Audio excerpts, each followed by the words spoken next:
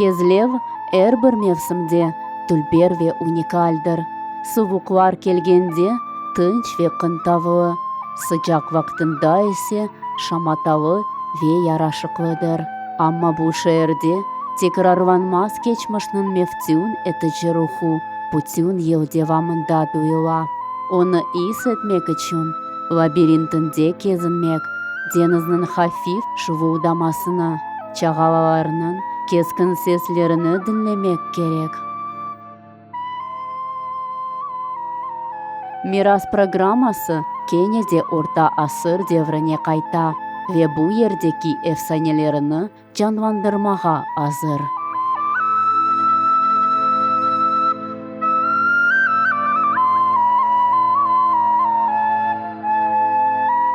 16-17 асыр шаматалы шәр, муэдзин сесі намазға чағыра, адамлар қайдадыр ашықа. Айны бұ дойғылар әлеміне бұ ердеки атмосфера алып кете. Кезлемнің қадеми қысмы әндүлбер ве мерақлыдыр. Шернің сырлы соқақлары орта асырға айт олған дачшоқ тарихи абиделеріні сақлай. Олардан бірісі тюрк хамамлары. Иншаат халқымыз үшін бұйық роль ойнай. Ескіден қалған әрбір бина, әрбір евчі бізім уникаль асабалығымыздың хазинесідір. Во-первых, это традиция. Это традиция, которая стоит в омовении, стоит в корнях не только народа, не то и религии. Она является неотъемлемой частью быта крымских татар. Поэтому с восстановлением будет возможность наглядно показать, каким образом здесь жили, общались, как бы реализовывались эти все традиции.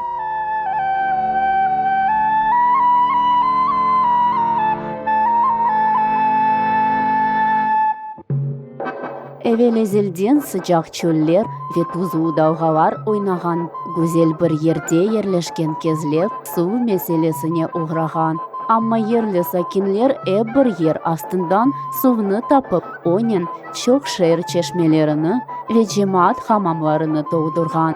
O vakitları Hanjami'nin kapısı o günde şehrin baş meydanı olgan. Onun karşısında birinci sahip girayının hamamı durgan. Beş cemaat hamamı arasında bu en eski ve yaxşı şehir hamamı dep sayılgan. Ama 19. asırda inşaat viran etildi. Ve şimdiki vakit mimarlık abidesi gibi belgilene. Birinci sahip giray hamamları yıktırılgan son Türk hamamları çalışıp başladı. Onların kuruluş yılı belli değil. Ama belli Türk mimarı Hoca Sinan tarafından 16. asırda tiklenilgeni hakkında malumat rastgele.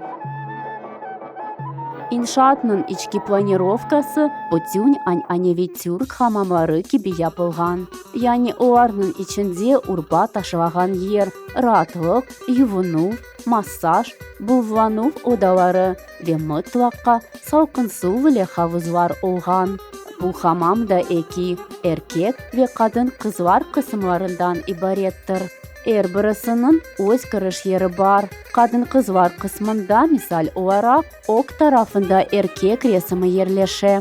O kadınlar bu yerge gelip hiçbir vakit evde işleri olganını, akayı ve umumen kurantası evde beklegeni unutmasın dep hatırlata. Дело в том, что турецкие бани посещали как мужчины, так и женщины. Отдельно, соответственно, на женской половине, в той части, которая называется теплой. Ведь турецкие бани классически делятся на три части. Холодная, теплая и горячая. Связано это с тем, что культура банная средневековая, она была крайне сложная и важная для людей того периода. Поэтому в отдельных частях посетители могли заниматься разными вещами. То есть была парилка, где, собственно, парились же посетительницы, так как мы на женской половине. Была комната отдыха, где посетительницы общались, пили чай, кофе. Мы же с вами находимся в теплой половине. То есть здесь температура была выше, чем, допустим, в холодной части отдыха, но ниже, чем в парилке. То есть в турецких банях нарастание температуры идет постепенно, не резко. Здесь посетители находились минут 20-25, чтобы поры открылись. Также в теплой части здесь были купальни. И за моей спиной вот есть комнатка небольшая. Это, как бы мы сейчас назвали, парикмахерская. То есть там девушкам, женщинам делали красивые прически. Еще часто называют эту комнатку за моей спиной комнаткой невесты. Потому что перед тем, как выйти замуж, часто девушки шли в бане, омывались, очищались. То есть из специальной комнатки им наводили красоту. Невесты считали, что очень важно сходить в баню, потому что посещение бань предполагало массаж. И массаж как делали? Не просто как мяли спину, там, плечи. То есть для начала посетителя шерстяной перчаткой натирали, чтобы кровообращение пошло. Затем натирали оливковым маслом. После этого масло сливали, смывали, а потом уже начинался, собственно говоря, массаж. То есть человек полностью расслаблялся. То есть это некое, если провести параллель, подобие современных спа. Турецкие бани для средних веков было. Поэтому люди, жители того периода, 16, 17, 18 века, обожали ходить в баню.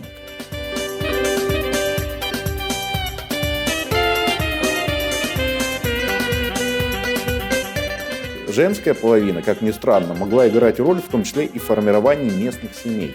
Дело в том, что ходили в бане, на женскую половину, соответственно, женщины и девушки разного возраста, в том числе женщины, у которых сыновья уже подыскивали себе невесту.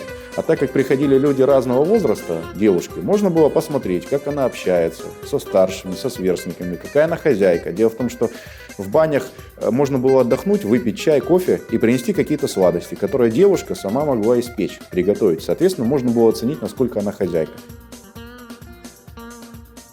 Хамамда ярык системасыда пек мираклы курулган. Адамлар бу ерге саатка бакып же көлде түске бакып келгенлер. Куда мы не зайдем, это лишь одно из помещений, это целый комплекс банный, он большой. Все освещаются помещения вот своеобразным образом. То есть отверстия в крыше, отверстия небольшие, но дают достаточно света. И это не просто отверстия, то есть их закрывали специальными колпаками разного цвета. Дело в том, что солнце, оно по небосклону идет по дуге, и в разное время с разной интенсивностью светит под углом. А так как закрывались отверстия, соответственно, разными стеклами, здесь преобладало различное освещение в разное время. И так посетитель мог договориться о встрече. Говорили, давай встретимся в такое-то время, допустим, в желтый период. И человек понимал, это значит, солнце будет в таком-то положении, и здесь будут преобладать желтые цвета. То есть так можно было, ориентироваться по времени. Türk hamamları hakkında çok efsaneler yürümekte. Bazıları bu yerde belli Osman Sultanı'nın esiri, sonra Ömür arkadaşı Güzel Raksavan'ı ziyaret etkeni hakkında hikaye eteler. Bazı malumatqa göre o Kefe hamamlarında, diğer malumatqa göre bu Kezlev hamamlarında yuvingan. Рабов в средние века, перед тем, как продавать, их приводили в баню, чтобы отмыть и потом за более высокую сумму денег продать на рынке. И это были не единственные бани города в тот период. И когда продавали Роксолану, еще ж не знали, что она будет женой султана. Таких рабынь, как она, были тысячи. Соответственно, отдельно ее никто не выделял и отдельно про нее никто не писал. Поэтому такие историки, которые вот так утверждают, подтвердить как-то доказательствами не могут. Erkekler tarafı öz планировкасынан çok farklanmagan. В турецких банях, в хамаме, все коммуникации, они скрыты под полом. То есть проходили там в старину специальные глиняные керамические трубы, они были разных диаметров, то есть в одних шла вода, в других шел пар, и была система сливов. То есть это очень продуманная система, которая пряталась от взора посетителей, что придавало особое очарование баням, это как отдельный мир был такой банный. Kadınlar kısmına bakqanda bu yerде tıraş etkenler. Ziyaretçiler ise hamamga türlü maqsadnen kelgen. Belli ki Türk hamamlarına tek yuvinmak değil, konuşmak için kelgenler. Bundan gayrı çeşit türlü mevzularını muzakere etkenler, kelişme tizgenler. Bu yerde Geybektaş adlandırılgan 4 köşeli masa turgan.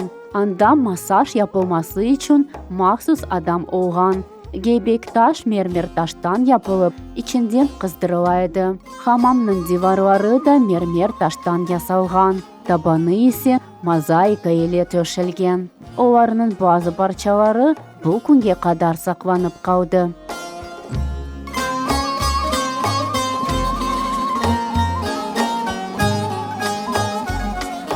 Eski vakitlары kırış kapısında erkek ve kadın kızlarını ayırgan ağaç heykelçikleri tüklenilgen edi. Bundan gayrı hamamның territoriyasında su kızdırу, odalarga беру системасы ve suvni toplamak için rezervuarlar saklanıp kaldı. Meraklı ki ta orta asırlarda Türk hamamlarında kerizler yani yer astı yollarından mahsus su ağı kurulgan. Керизы – это как раз подземная часть города, представляет из собой лабиринты некие. Но опять же, это не только водопровод, где-то были ходы стратегические, потому что в средние века вот эту часть города защищала крепостная стена, то есть была крепость. Были стратегические ходы. Где-то даже могли быть ходы контрабандистов в порт. Вот, то есть подземная Евпатория, она очень интересна и, к сожалению, до сих пор толком не изучена. И вот по одной из версий, возможно, в эти бани шел ход подземный от мечети Хан-Джами сюда, в бане, чтобы хан мог омыться. Но, опять же, это легенда, каких-нибудь документальных подтверждений, но нет. В принципе, крымский хан, он не прятался никогда от народа, тем более в нашем городе. Почему у нас хан Джами? Потому что это та мечеть, где крымские ханы объявляли себя правителем. То есть как раз хан показывался перед народом, вот я теперь правлю полуостровом. Соответственно, прятаться ему от кого-то, уходить, вряд ли бы он это делал бы.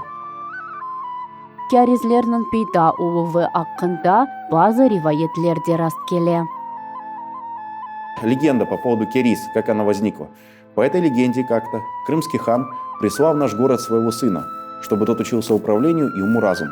Но сын хана начал заниматься поисками кладов. Он нанял копальщиков, и они стали рыть землю под городом. И вот однажды сын хана сошел с ума и ушел туда в подземелье, и так и не вернулся. И вот поговаривают, что он до сих пор под городом все еще копает землю. А иногда люди слышат, как он кричит слово «Алтын, Алтын», что значит «золото, золото», то есть он дальше ищет клад. Но, как вы понимаете, это местная евпаторийская легенда. 4 asır devamında turgan hamamlar birkaç sefer tamir etilgen. Олар 1987 senesine kadar işletiledi. Tek 21 asırda muzey olarak çalışıp başladılar. Ama kazayı alda bulunmakta ve özünün yanı ömürge geçmesini ümitlen beklerler.